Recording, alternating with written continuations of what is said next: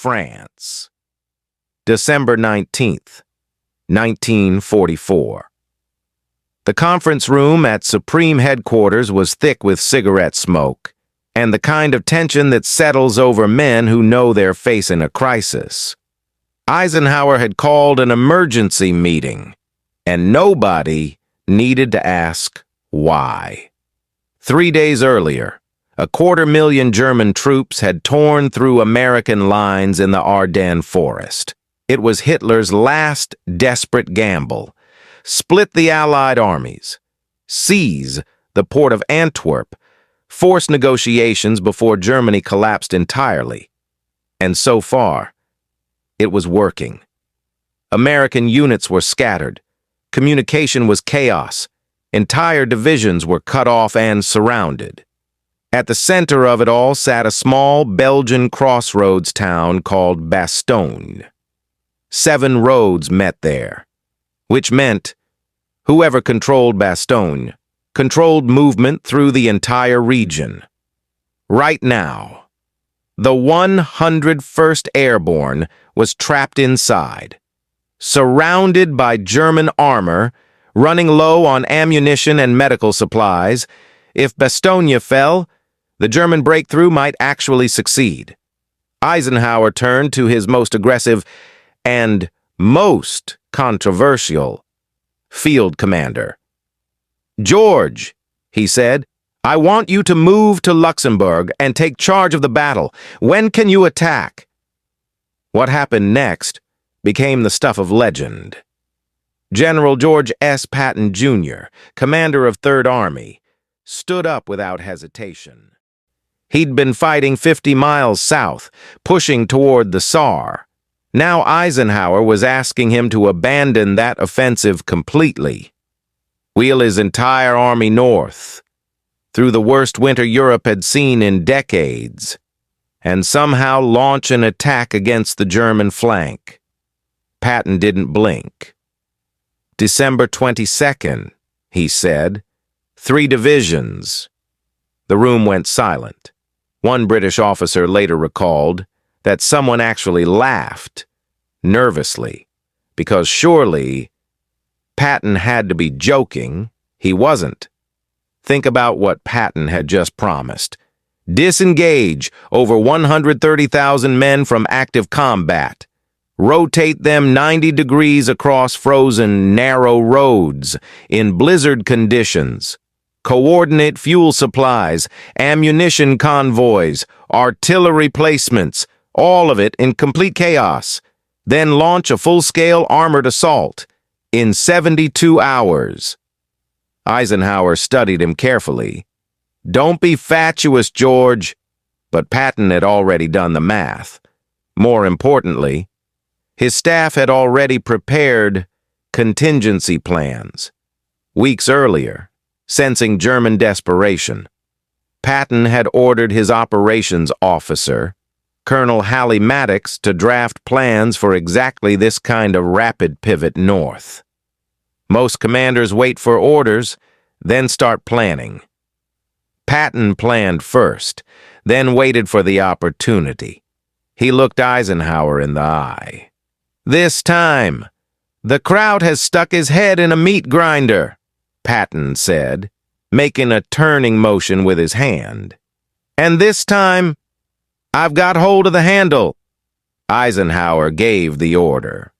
What Patton had just committed to was, by any conventional military standard, borderline impossible.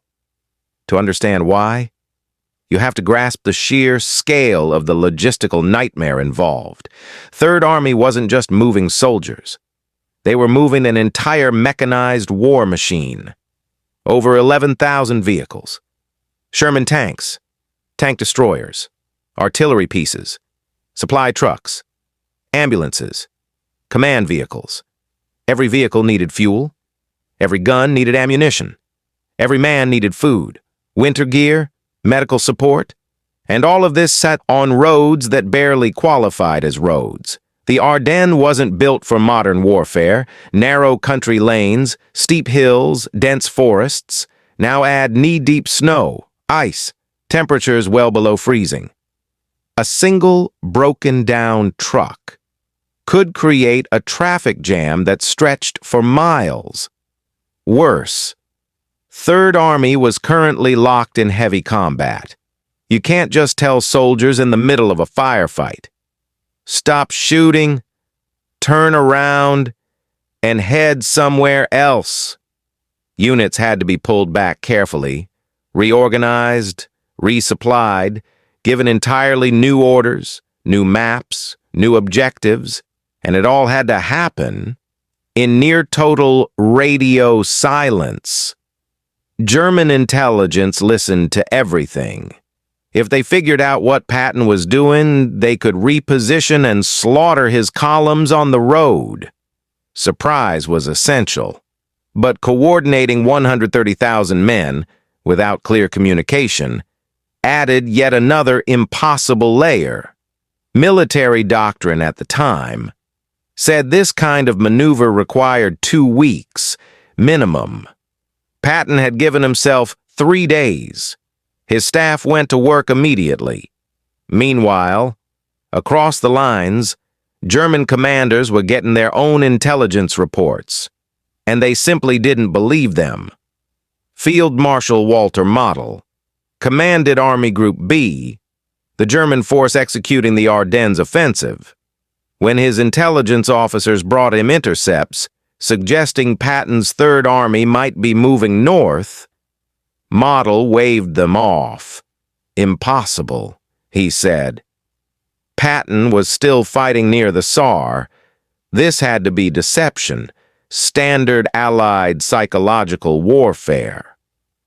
Maybe they were moving a single division, creating radio chatter to make it sound like more. The Americans were cautious, methodical. Everyone knew that. Even if Patton wanted to move north, Model calculated it would take at least a week. And by then, German forces would have already taken Bastogne, crossed the Meuse River, and broken through to Antwerp. The entire German plan rested on one simple assumption: the Allies couldn't respond fast enough. They'd studied American logistics carefully. Allied supplies came from distant ports. Decisions required approval, up multiple levels of command. American commanders preferred careful preparation over risky action. Germany, on the other hand, had been perfecting rapid mechanized warfare since Poland. Blitzkrieg, lightning war, was their doctrine. Speed was supposed to be their advantage, so when intelligence reports kept coming in, American tank columns moving north, fuel depots being relocated, field hospitals packing up, German headquarters stayed skeptical. One German operations officer later recalled, the prevailing attitude was clear. The Americans simply cannot do this. Not in winter. Not in 3 days. That assumption was about to cost them everything. Back with Third Army, Patton's staff was pulling off the most complex logistical operation of their careers.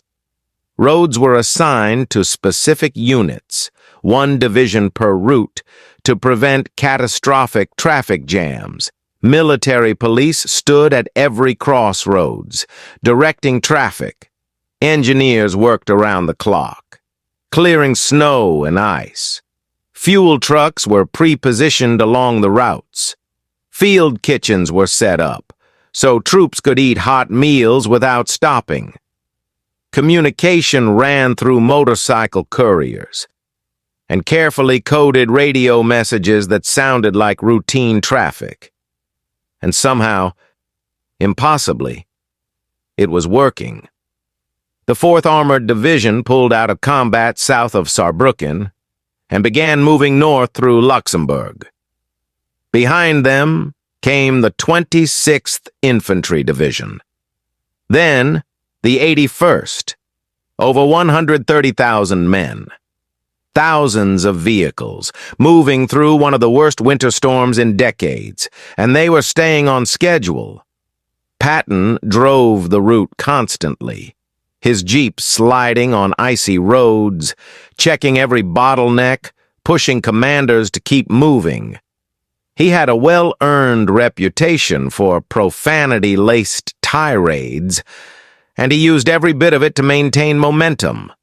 One tank commander later remembered Patton appearing out of the snow at a crossroads where his unit had stopped to rest. "Why the hell are you stopped?" "Sir, the men in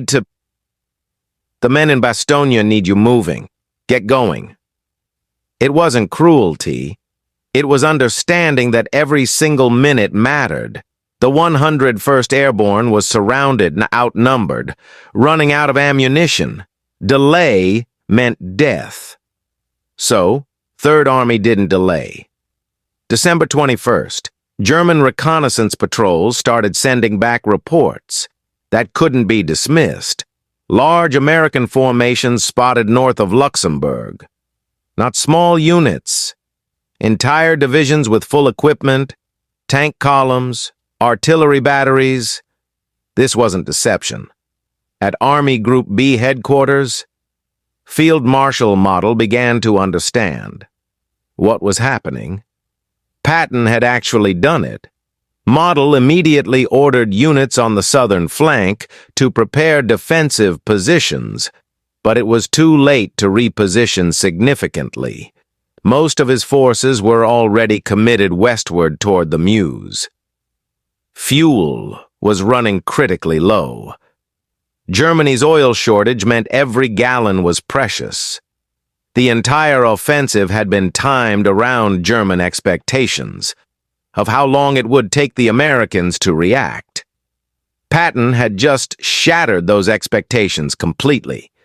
Model's chief of staff later wrote that the field marshal spent hours studying maps, trying to understand how Third Army had moved so quickly.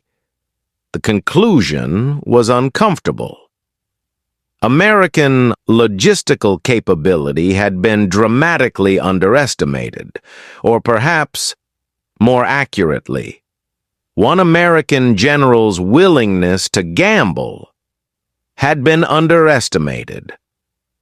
December 22nd, 1944. Early morning.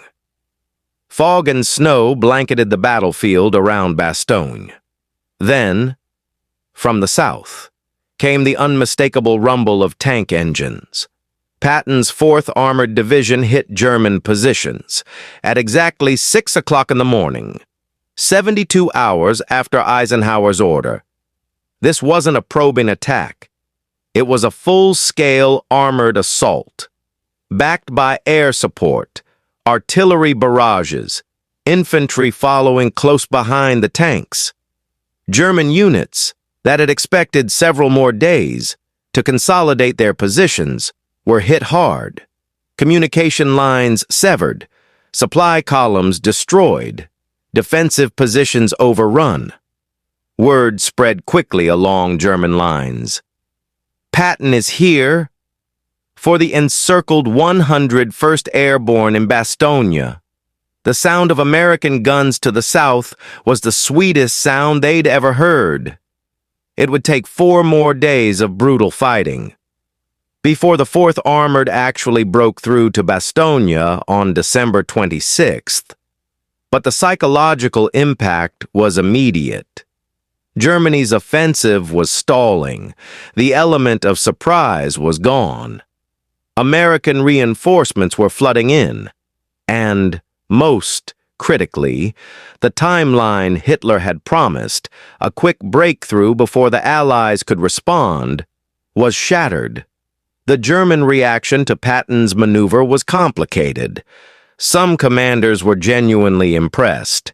General Siegfried Westphal, Model's chief of staff, later wrote that the operation demonstrated a flexibility we had not anticipated from American forces.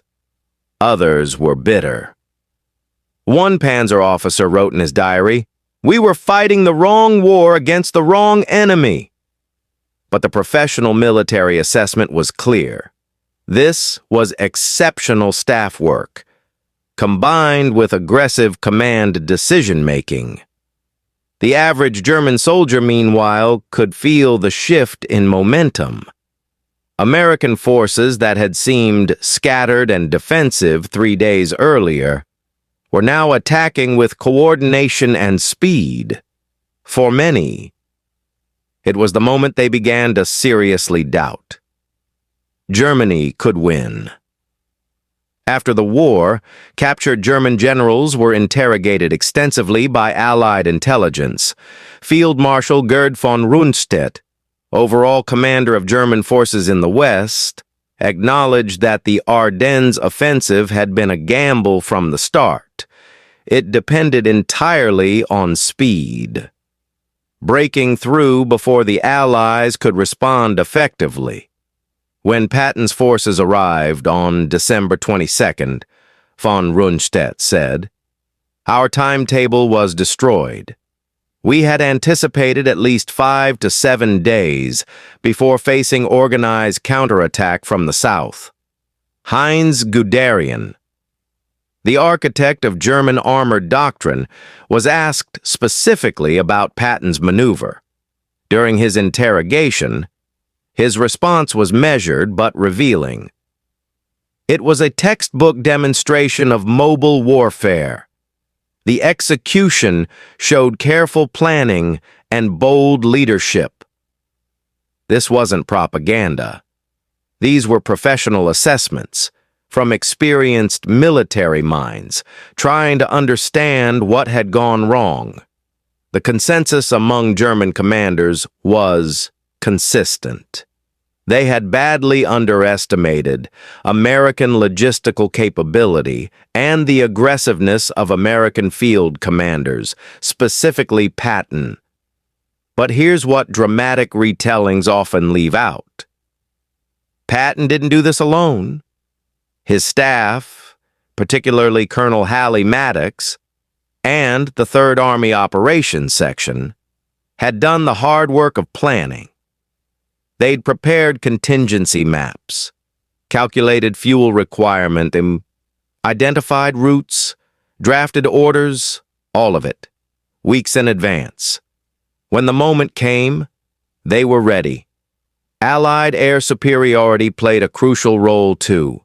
Once the weather cleared slightly, American fighter bombers hammered German supply lines and troop concentrations, making it nearly impossible for Model to shift forces south to meet Patton's attack. And the 101st Airborne's stubborn defense of Bastogne bought precious time. If Bastogne had fallen on December 21st, Patton's relief attack would have arrived at an empty town, already in German hands. This was a team effort across multiple levels of command, involving thousands of soldiers and dozens of units working in brutal conditions. But Patton's willingness to take the risk, to promise something that seemed impossible, and then actually deliver. That was the catalyst. That made everything else work. So what made this moment so significant? It wasn't just about saving Bastogne, though that mattered enormously. It was about psychological momentum. Germany's last offensive in the West was supposed to prove the Wehrmacht could still execute rapid, decisive operations. It was supposed to show that Allied victory wasn't inevitable. Instead, an American general matched and exceeded German speed and aggression, using their own doctrine against them. For German soldiers who'd been told since 1939 that they were superior in mobility and tactical innovation, this was devastating. For American troops, it was proof that aggressive action could work, that bold commanders could deliver results, and for history, it became a case study in military logistics, risk assessment, and the critical importance of preparation meeting opportunity. The Battle of the Bulge continued for weeks after Patton's relief of Bastogne. German forces fought with their characteristic determination, but the momentum was gone. By late January 1945, American and British forces had pushed German units back to their starting positions. Germany never launched another major offensive in the West. Patton's Third Army kept advancing east, eventually crossing the Rhine and driving deep into Germany itself, and Field Marshal Model, the man who dismissed early reports of Patton's movement as impossible, never commanded another offensive operation. He surrendered to American forces in April 1945 and took his own life shortly after. Unable to face the collapse of everything he'd fought for, the legend of Patton's 48-hour miracle grew over the years, sometimes obscuring the actual reality. It wasn't really 48 hours. It was closer to 72. It wasn't effortless. It was brutal, exhausting work by thousands of soldiers and staff officers. And it didn't single-handedly win the Battle of the Bulge. But it was the turning point that made German defeat inevitable. What it was, genuinely, was an exceptional demonstration of what military forces can accomplish when planning, leadership, and execution align perfectly. Patton understood something fundamental about warfare. Speed can be its own form of firepower. Doing the unexpected, doing it faster than your enemy thinks possible, creates a psychological shock that compounds every tactical advantage. The Germans had built their entire offensive around the assumption that Americans couldn't respond quickly. Patton proved them wrong. And in doing so, he didn't just relieve a surrounded town. He broke the back of Germany's last real hope in the West. Sometimes the difference between impossible and inevitable comes down to preparation, audacity, and the simple willingness to try. Patton tried. And 130,000 soldiers made it happen.